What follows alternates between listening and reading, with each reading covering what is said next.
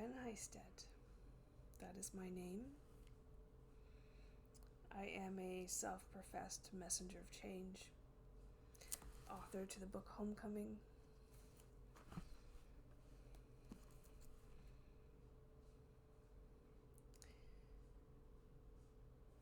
You know, I started this journey of mine. I know we all have a journey, and sometimes we get tired of talking about the journey. Definitely. Mine's lasted a long time, and I'm thankful to be here today, acknowledging that I am done what I was called to do. Called into being, maybe, not sure.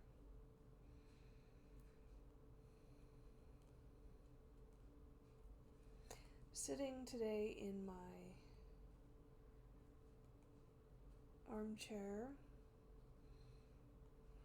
lovingly shared with my grandma for many years, used it to compile many pieces of my story, including a blog post that I called Legends in the Making. I felt called to read part of that today. I've been arguing about that for a little while. I do argue, don't I? I don't know. It's like I don't know what else to say. But I was called to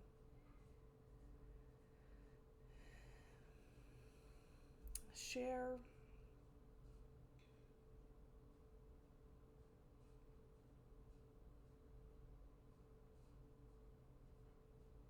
a little more. Okay.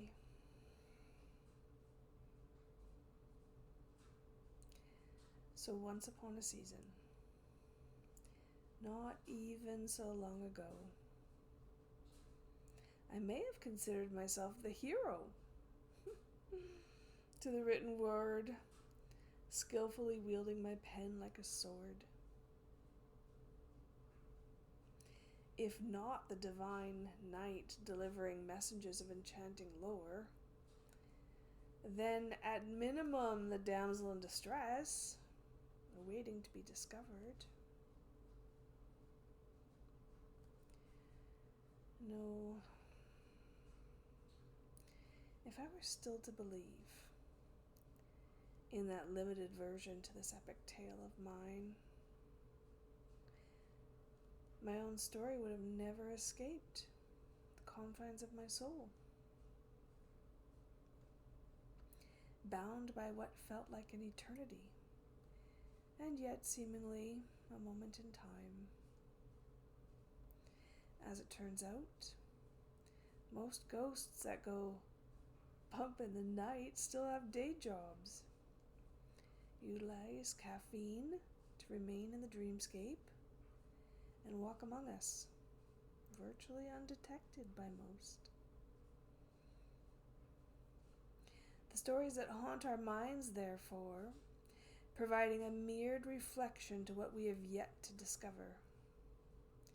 Truth be told, within every fairy tale exists the lines of a story that never even made the book. If that were not true, I would have always remained the hero to this parable, instead of realizing I was most assuredly cast the villain, compelled by time and expectations to bring destruction to all ghost-written stories from our past, while bringing an end to the age-old fairy tale.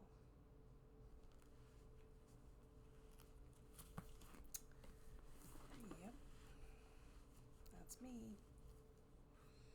My legacy? It's a controversial one, for sure. Passed down through generation by generation, stories still whispered to our children and found within the secret archives interwoven throughout time. Or at least That is what I tell myself. So I can look in the mirror, grab another cup of java, and narrowly escape another day at work, craving a break from my reality. I often detach from the existing storyline altogether, reinventing my character as a regular mom, wife, and daughter to those who know me. When I was 9, I remember snuggling up with my grandma in her dearly beloved, well-oversized armchair, this very one, sharing a cozy moment of unconditional love. And perhaps what was to be my first sip of transcendence peering behind the veil. This chair will be yours someday. My grandma would whisper as she extended a knowing nod with a gentle smile that emanated the inner warrior held within. A brief glimpse of fate, reflected with an unparalleled clarity beyond repose. Submerged within our coveted chair, well nurtured by the protective force of my grandma's presence. My little mind fully grasped and aware to the significance of her candor. Between those sips of higher knowing, however, my youthful demeanor quickly reemerged, very confident we would both endure forever and always within those expansive cradling arms of our beloved chair. Why would we ever want or need to exist beyond our current state? I mused within my youthful perspective, oozing of innocence. As with all time, the seasons moved on, while my inner strength grew through bursts of shared metamorphosis. My grandmother began to wither, leaving a gaping hole where two once sat. A heavily abode, once tangible, becoming virtually extinguished and earthbound by the roots of a family tree held between the cushioned comforts of that simple, weathered chair. My ancestors always spoke of a family curse. I never believed those stories echoed truth until that very same chair became my own. And the place where two once sat converged as one. By then, the encrypted occult lured me awake well into the nights while extending with bold vengeance throughout my days. And the hours spent gazing beyond the mirror brought new awareness to our shared upholsteries of iniquity, regardless of how often I coveted that liquid coma of unremembering, or pleaded my soul to remain within the lines of our existing story, forever the sleeping beauty, never the beast. It's quite iconic how a simple piece of furniture can conjure up so much hidden stigmata arising to the surface. like an old familiar heirloom, eclipsed in time, despite the years of distorted erosion. Compelled to reemerge when called to remember. Aspects of a repeated lineage continuing forward over and over again until the cycle could finally be broken and the hauntings of our past irrevocably laid to rest. A victory I almost felt the hero of, well before I ever realized I had more appropriately been cast the villain, perhaps preferring the fairy tale version, never to gaze upon the mirror. The inequities set into motion through a well-loved armchair are perhaps more akin to the rising of a beast, here to slay what once brought comfort to many.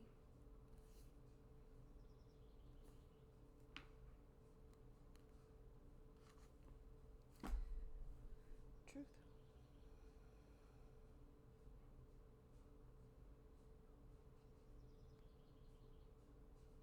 Because it was also within that shared armchair of antiquity that I began to compose a new story, possessed by an inner calling and governed by a timeline, perhaps written in the stars, but hidden and suppressed in a perpetual loop of purgatory until my soul eventually caved, reluctantly putting pen to paper,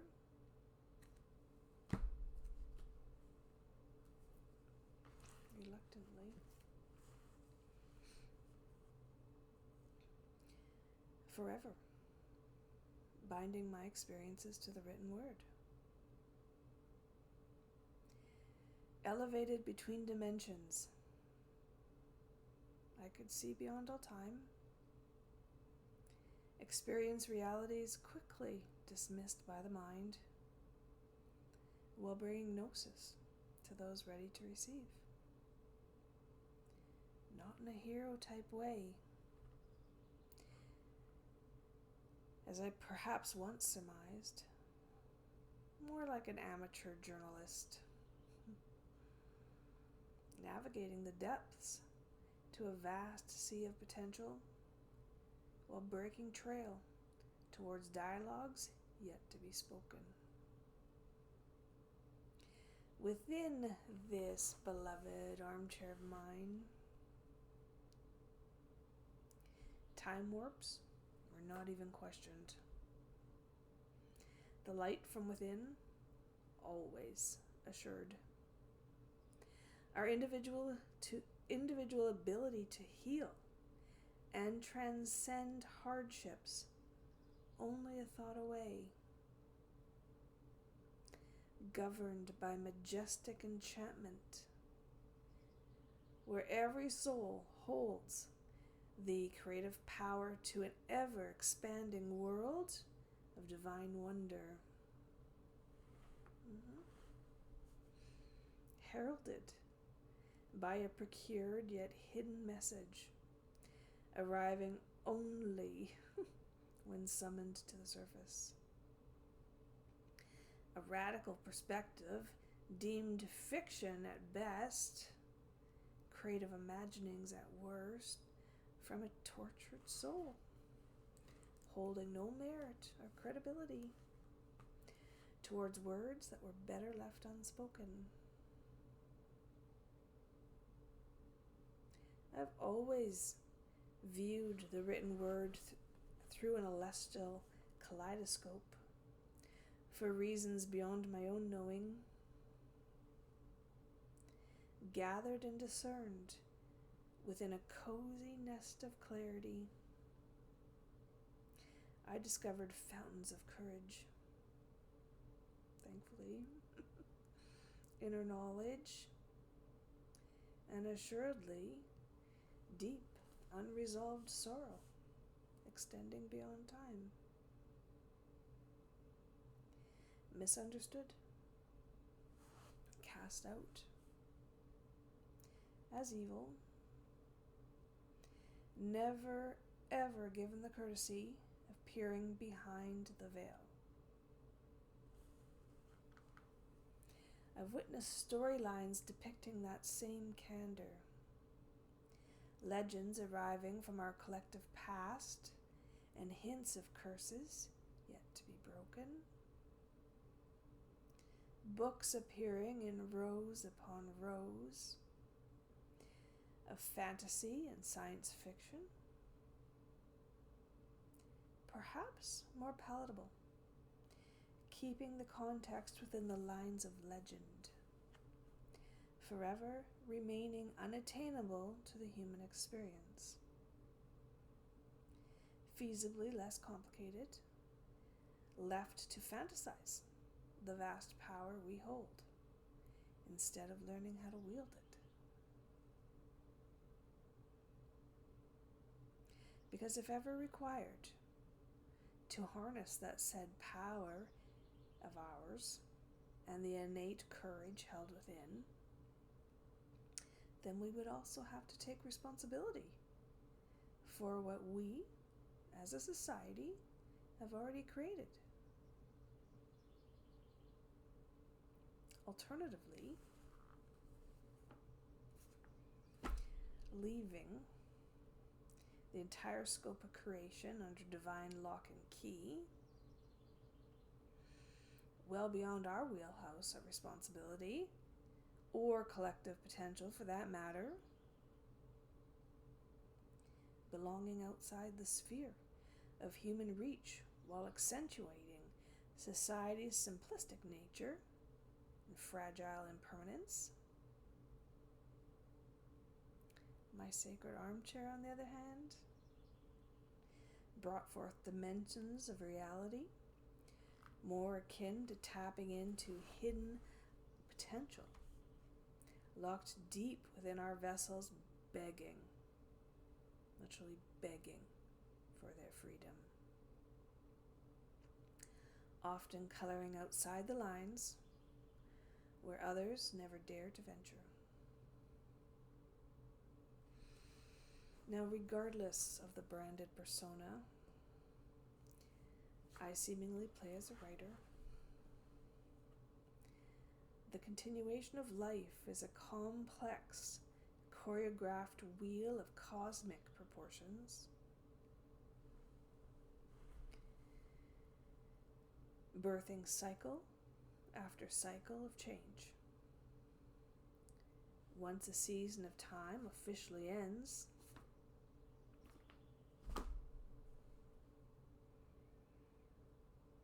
another is called into being. Similar to my beloved armchair, showing its years of decay, there are many comforts in this world well beyond the season, yet not quite willing nor ready to be released. Admittedly, I may never let go of my time-worn chair. Not even for nostalgic reasons at this point. No. More as a coveted cocoon, providing shelter and protection from the storm.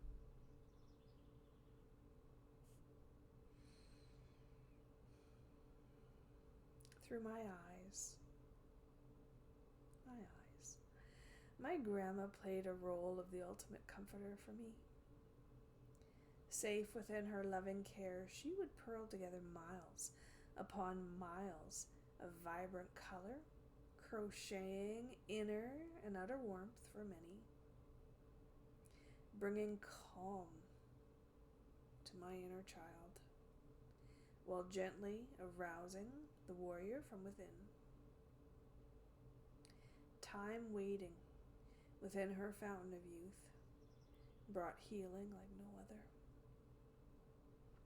In moments of shared belonging, I was given the freedom to cast my own role within the limited landscape of our sacred moment, whether surmised as a wizard, a knight in shining armor, a fairy godmother, or even the princess, undeniably pending my mood and demeanor on any given day.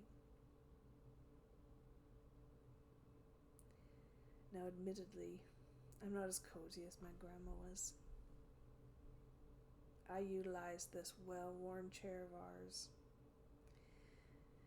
to envision new perspectives to old stories still echoed between the pages of time, opening doors deemed forbidden while creatively liberating many unsung heroes, solving encrypted puzzles only visible within the subtle realms while fighting inner battles of shadowy worlds most never dared venture.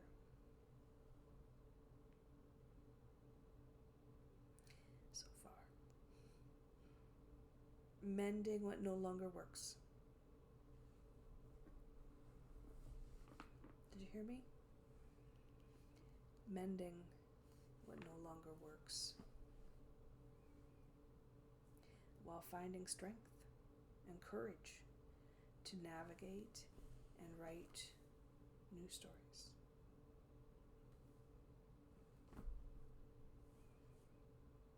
Truth. Not that I don't cherish a good fairy tale from days gone by, and more so because sometimes old comforts are well beyond repair, with threads beginning to rip at the seams, cushions no longer holding firm, and foundations,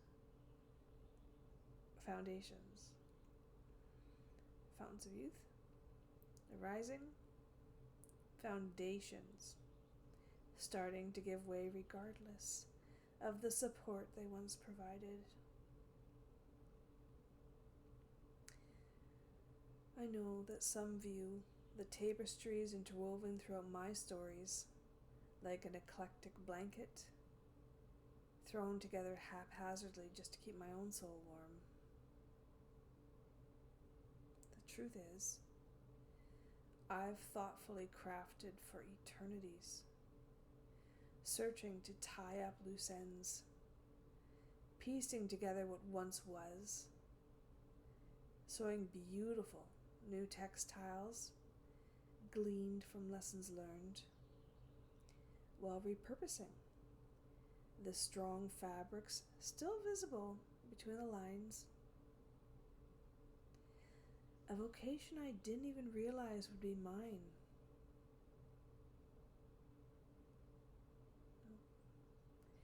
Perhaps written in the stars. A curse already written, yet patiently waiting for the subtle patterns to surface.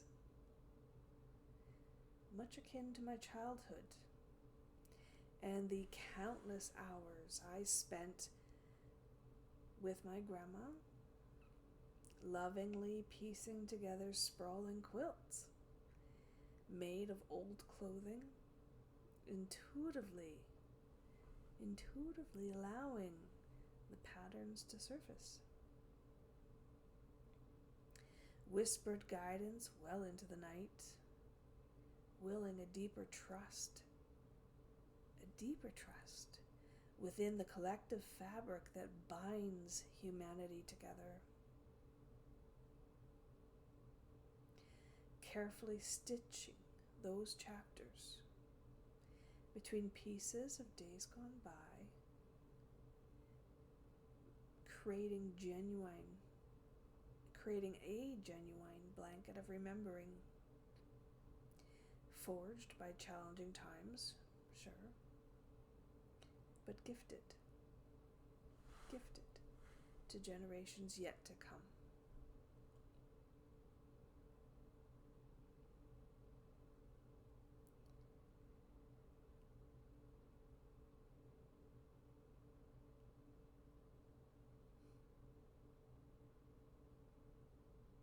That's the beginning of Legends in the Making. I've already recorded the ending.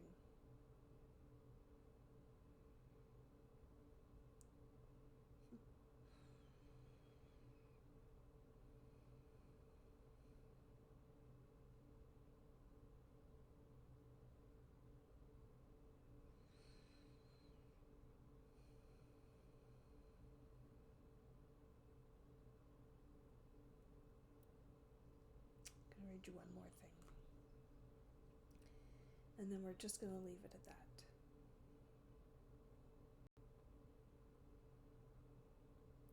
It's called By the Book, and it's a journal entry that I posted on October 9th, 2024.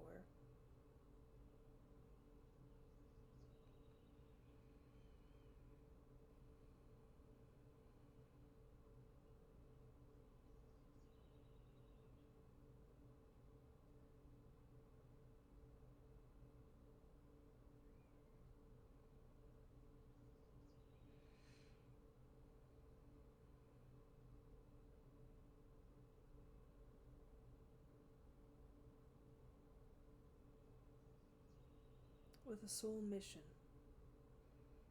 to help close the biblical narrative, I decided to task myself with at minimum setting the tone and writing the first words to a new narrative.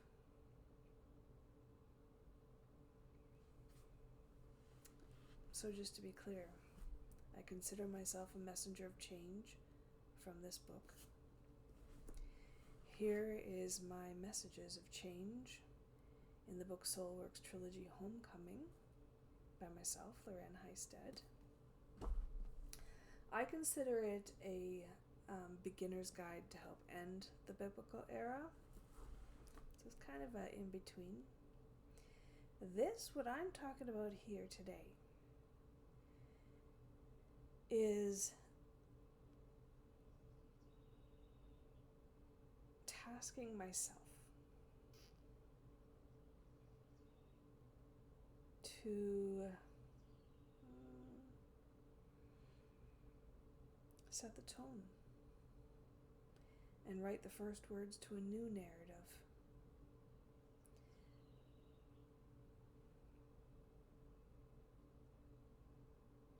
Because I believe that society could truly benefit from having a much larger canvas to paint on. That way the door to our soul potential can never be suppressed, limited, or closed ever again.